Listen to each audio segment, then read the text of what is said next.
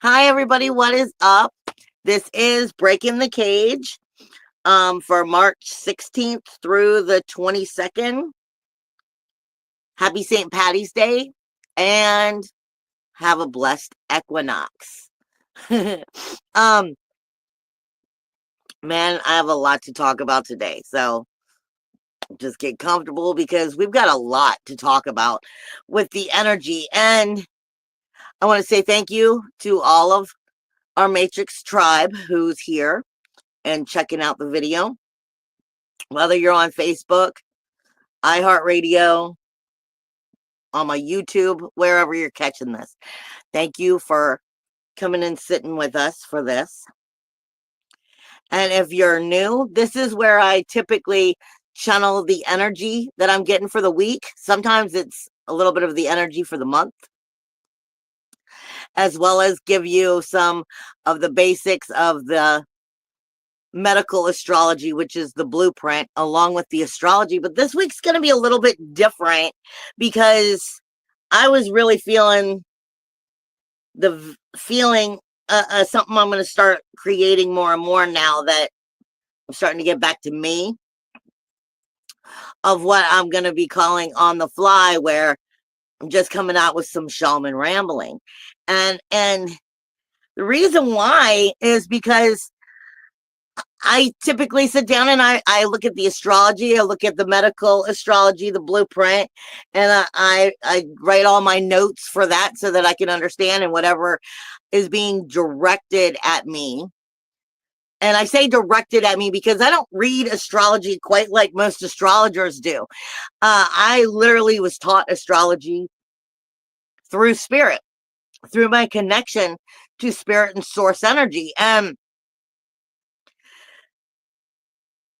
sometimes I see things and I talk about things that many other astrologers don't talk about in aspects. And anyway, I was going to be writing all of my notes down and do that stuff, but this week just didn't go the way that it normally does. I was leaving my new job. I've started a new part-time job, which is actually an old part-time job, but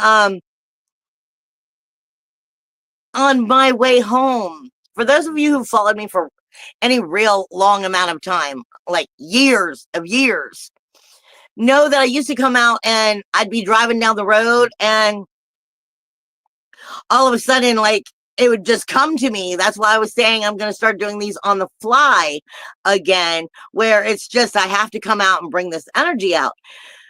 But this one was different. I literally had spirit just sit with me for my whole ride home. And I don't want to say change my point of view, but made me really see it.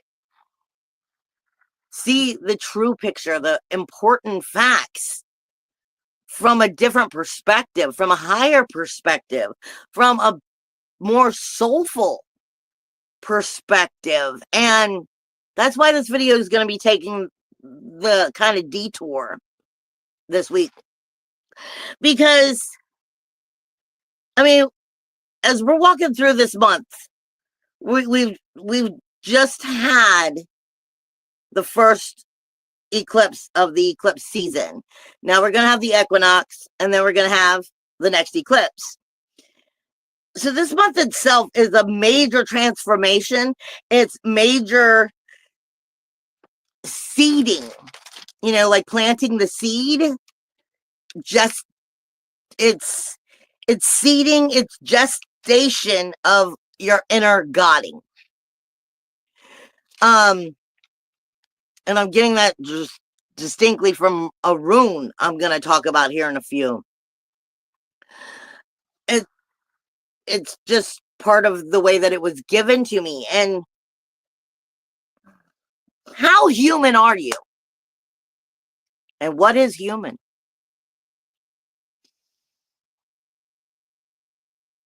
That's a lot to think about right there. But what they were directing me at is just how much do you see of the people that are around you, the people you interact with, I mean, like, really, truly see them? How much do you really, truly listen to what's being said to you? And more importantly, what's not?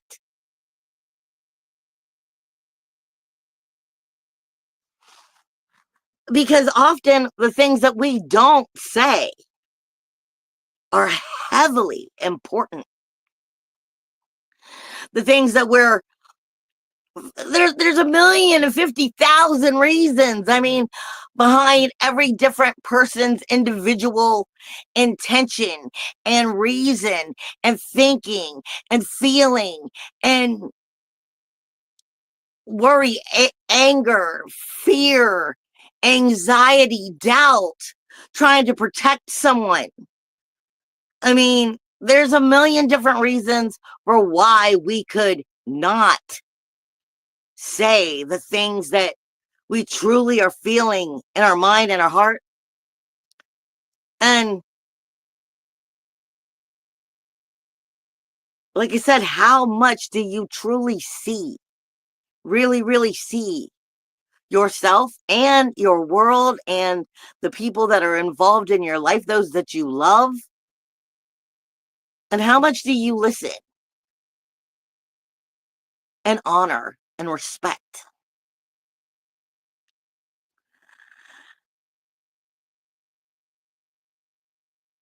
Most of you who really truly know me know that I'm getting this information from the transformation that I received from the different death gods. And Azrael, especially the angel of death or Grim Reaper.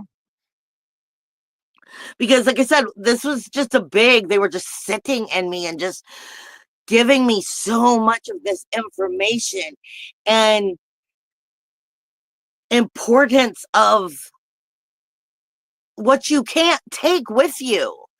Like I was saying last week, where we're going, the energy that is trying to be created, the timelines that are trying to shift to get us to those proper timelines, the ascension of your vibration and your DNA upgrades all have a lot to do, not just with your food and your diet and where your brain is willing to access. Because pain actually is something that your brain allows you to feel. We all know from a perspective of understanding, the 3-dimensional, 4-dimensional, 5, and so forth up, that we're in a world like the Matrix. We're in the 3-dimensional hologram. And that what's really driving everything is the way we choose to use our brain and our ability to use that and highlight and jump into areas that typically the humans don't access. But it's all right there inside of us. We have the ability for everything.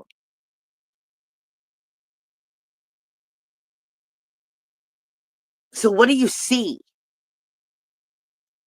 from the people that are in your life? Are you seeing what they're not showing you?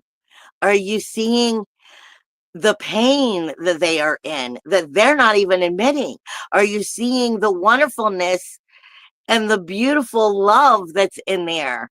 Or are we busy protecting, like I was saying again, mama syndrome, and protecting and holding on so much to the idea of love that we're doing anything but giving love? See, and the reason I rounded this back to, the death gods and so forth, and Azrael in general, is because what came up in my own personal conversation was when mom died and honoring her wishes. And then the whole conversation just kind of went from there. But how much do we honor and listen to what somebody actually is asking of us. It's not just desires, wants, or needs.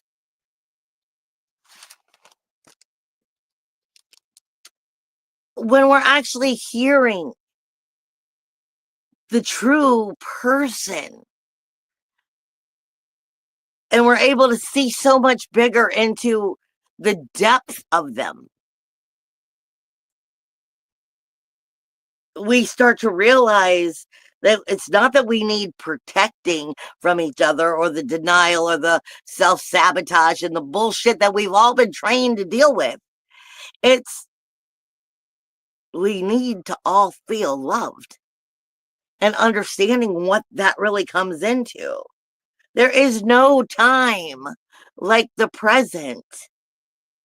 We're infinite beings, but we don't have infinite time. Not here in the three-dimensional world. What is higher love? And are we at all connecting with the honor, the wishes, the respect, the desires, the needs that we have for ourselves, as well as for the ones that we love?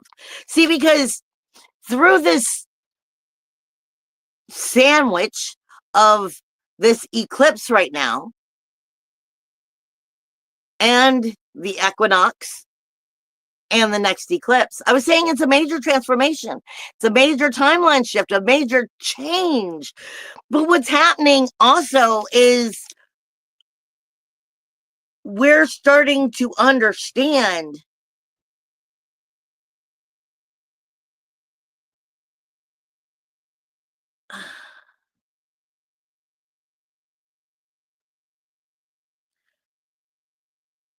as they say, let me go back and put it in a different way, because it's the words that they speak to me in ways that I understand, or from movies or something that will get my heart in such a way that help me get where I need to go. And what they were giving me is, you're born to privilege, but with that privilege comes obligations, Cinderella. But not in the way that we're thinking, like from the elites, in the way of we're learning to ascend, we're learning to grow, we're learning to spiritually mature. But this isn't a competition. It should be humble with love. And as we start to come into where we're supposed to be going, it's like being descendants of an ancient line that cannot be contested. And standing in the power of that, you are being weighed and measured, and are you being found wanted? Or wanting, however you want to put it. Yes, I just threw a bunch of movies at you. But this is because I often say that we are earning our patents of nobility. And I don't mean like the elites, or having a really great job, or finding yourself higher up in society, or class, your society class level. That's not nobility. That's not the way that nobility works when we're coming from spiritual growth. Spiritual growth and earning that patents of nobility is earning the right to stand in that very energy of what I was saying is like an ancient line, being a descendant of an ancient line that cannot be contested. This is soul energy. And soul energy is all about unconditional love. It's all about getting past all the excuses of the mama's boy syndrome, all of, I'm trying to protect you because I love you, but what I'm really doing is keeping you from growing. How much are we really listening and supporting and loving? And what are what are we hearing that's not being said?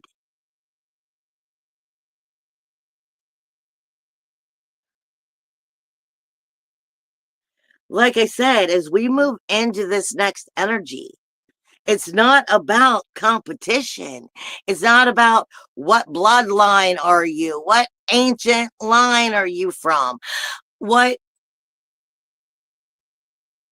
if you want to go from the bloodlines of the alien perspective, what are you there? That is all distractions. Because deep down, the ancient line is breath, is the ability to exist right now. And what the hell are we doing with now?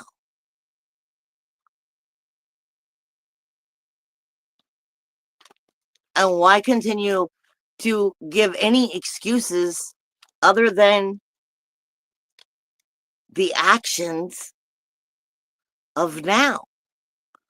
But humans get caught up in the left brain, the right brain, masculine, feminine, logic, practical, material, magical, spiritual, creative, intuitive. We try too fucking hard. We try too hard to understand everything and to be part of everything instead of just being. Just being. And enjoying the energy of it and your thinking perspectives.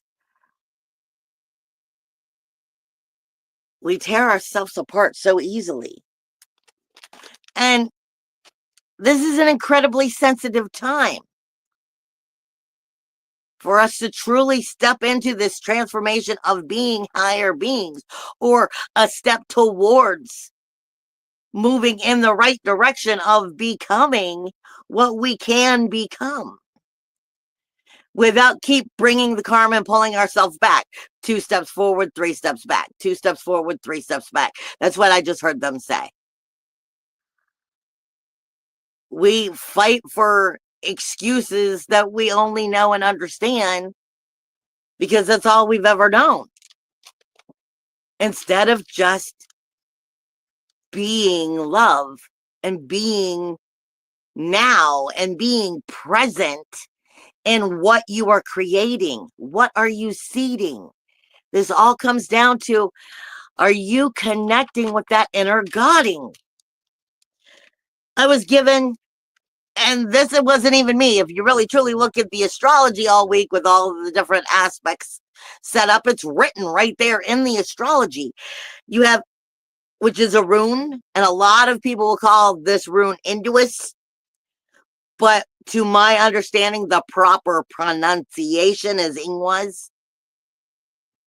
And that is seeding, gestating, and guiding. It's speaking of a moment of stillness for nourishment, for inner nourishment, the world of your inner experiences. Everything's happening in your brain, but how much are you controlling of your brain versus, like I said, competition? Look at me. Popularity, sales, finances. What do I own? So I said, it's a strange combination of not being of competition, being humble, yet strong and firm enough in your guiding, seeding, creating of your own reality, powerful energy of being able to go, I am descendant of source. So therefore, it cannot be contested. And own that. Not with narcissistic energy or self-centered energy, but from love, from self-love, from love of the experience of just trying to be here and understand this moment and the shift and change without getting distracted by everything else that's trying to convince you, fight or flight, and redirect the way society wants you to think. English speaks to us of going inward. It speaks to us of stillness. It speaks to us of meditation, internal growth. But ultimately, it is fertility rites, the strength itself of rebirthing. It is holding and harnessing the energy of the change, of creating. This is harnessing, creating your reality. And what will you create? What do you already have versus what you do want? That's just what I'm getting from Spirit to give to us as we try to look at moving through this month. I can't give it to you as profound as it was given to me. I hope that it was helpful. Now I'm going to go into the medical astrology, which is our blueprint. And universally, this is hitting the same for everyone because the sun is going to be coming out of Pisces and it will be entering Aries this week. And so happy birthday, Aries. And as it moves into Aries, because Pisces energies is defeat, it's coming out and going into rebirth, recirculation. The sun is to re-beginning, seeding. And the sun is going to be literally on, the midbrain. It's speaking to you of the north and left, not north and left, of the left and right, the masculine and the feminine. And Spirit is saying that for many, it's going to be more right energy, which is masculine, logic, practical, material, convincer side, anger and fight. It's physical path. It is, for many, the masculine energy, the right side of sorry, the masculine energy is what I'm getting, is more of a physical path and energy. It speaks to you of when we're more in the masculine energy, we have trouble accepting Spirit's guidance. It's areas where we're frustrated and we're not receiving the messages we're meant to get because we're not allowing that to sink in as well. This is where we try to do everything all by ourselves, where it's hard for us to accept help, where we try to push, go, push to receive, overpowering an energy. And a lot of times it has to do with, as a masculine energy, it relates to males that we have problems with, that we haven't created the healing from or found the healing of father issues or a different important male. The important parts of this for where it's out of balance, because the equinox speaks to you about balancing your left and right energy, your masculine and your feminine energy, your light and your dark energy. Slow down and be willing to ask for help or be willing to receive help.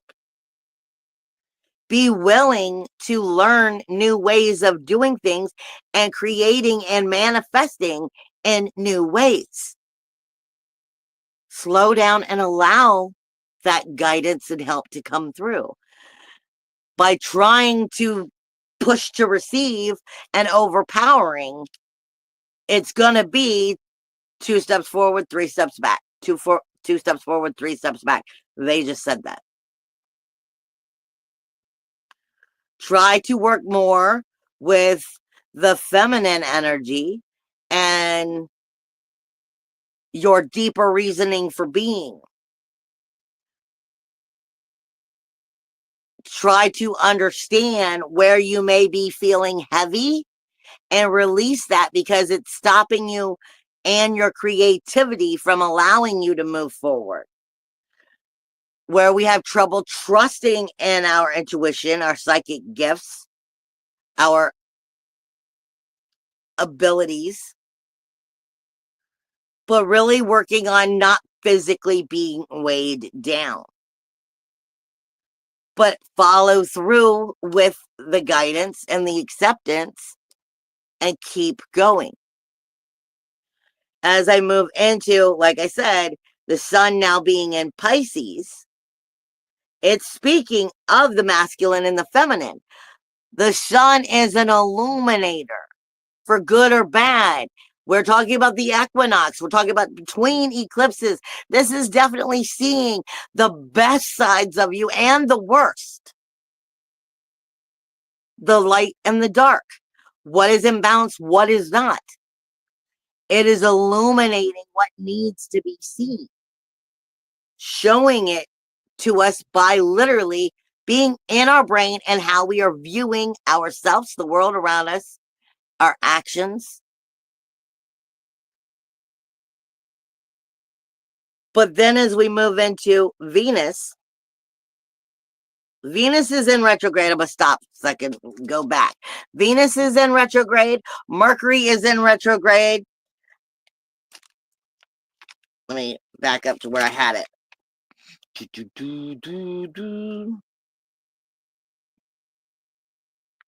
Mercury was retrograde 14th of March, and it will stay in retrograde until April 7th. You'll have Venus, which is still in retrograde. It will enter back into Pisces on the 27th. And I have been warning you that you really do need to be more in character, understand yourself, really be on point before that March 27th, because when Venus enters retrograde back into Pisces, it's really going to start hitting on where you value yourself, respect yourself, what makes you feel good, what makes you feel insecure, and why. Because Pisces speaks to us of our universal 12th house, our grief, sorrow, shame, blame, skeletons in the closet, what we're in denial of, what we can't seem to heal from, all part of our own character. So by the 27th, you really need to be on point, because Venus, when it hits after that from the 27th until April 12th, it is definitely going to be going, this is all the shit you didn't get. You want to be on point as much as you can so it doesn't hurt and you don't screw yourself up. Because Venus is not love. Venus is your sensitivity. She's your senses. But she's also speaking to you of what's good for you, what helps you, but also what has harmed you, what's betrayed you, what's lied to you, what's hurt you, and why you feel the way you do. As well as you've got Juno. Like I said, I don't always talk about the same things most people do, astrologers. Juno is sacrifice and commitment. It's starting retrograde on the 19th, and it will stay in retrograde until July. It starts at 1 degree in Sagittarius and then moves into Scorpio. Birth, death, rebirth. much sacrifice and commitment in order to rebirth. Not to mention Vista, the fires of the home and the hearth and the heart, the keys to everything you need to know to open the doors to all of your answers, is going in retrograde on the 21st until June in Scorpio as well. Like I said, resurrection much. Birth, death, rebirth. Transformation. Death card all over it. This is a major time to make sure you're getting on the right timeline and to put yourself there.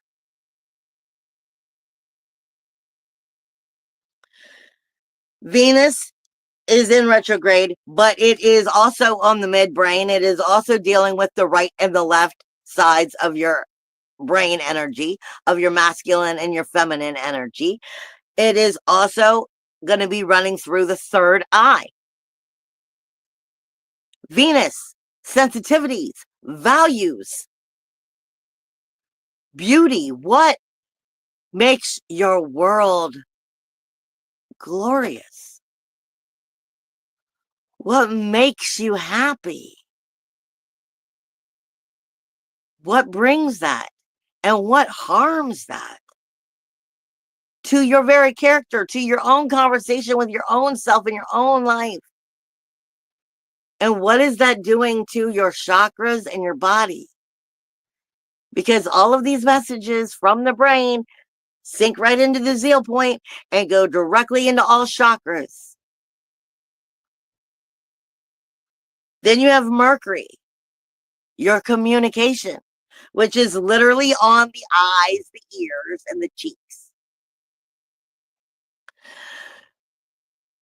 What are you hearing? What are you seeing?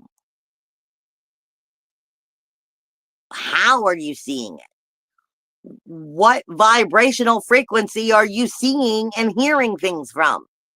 What are you connecting to your reality?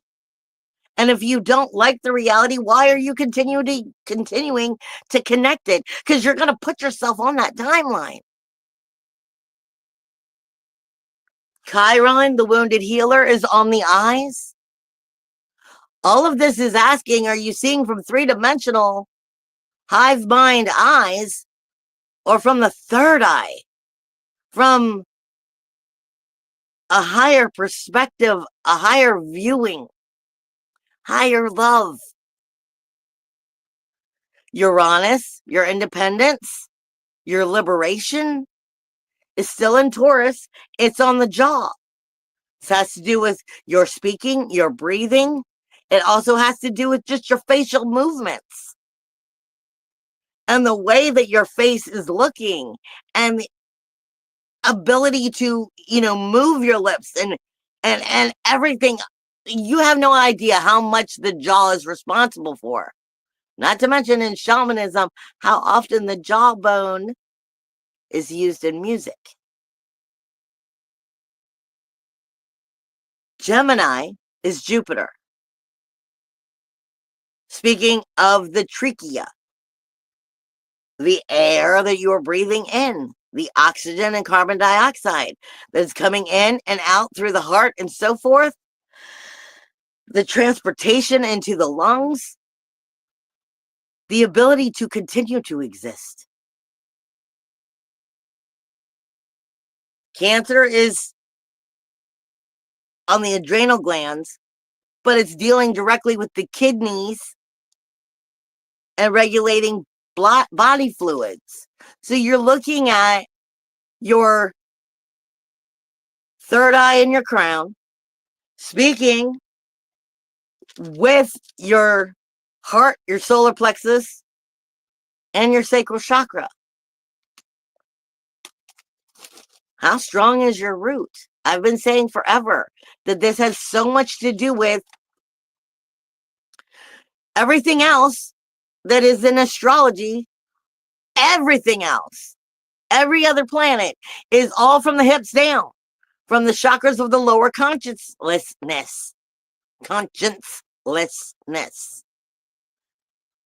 What we are not conscious of, and what we don't have a conscience over, because we've been trained to be these human beasts instead of the descendants of Source.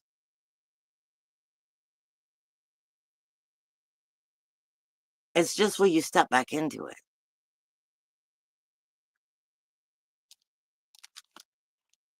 The moon this week is going to be questioning every freaking body. It's going to be going from Libra into Scorpio, Sag, and then ending in Capricorn. As the moon moves, it's going to be finishing up in Libra, going through Scorpio and Sag for the most part.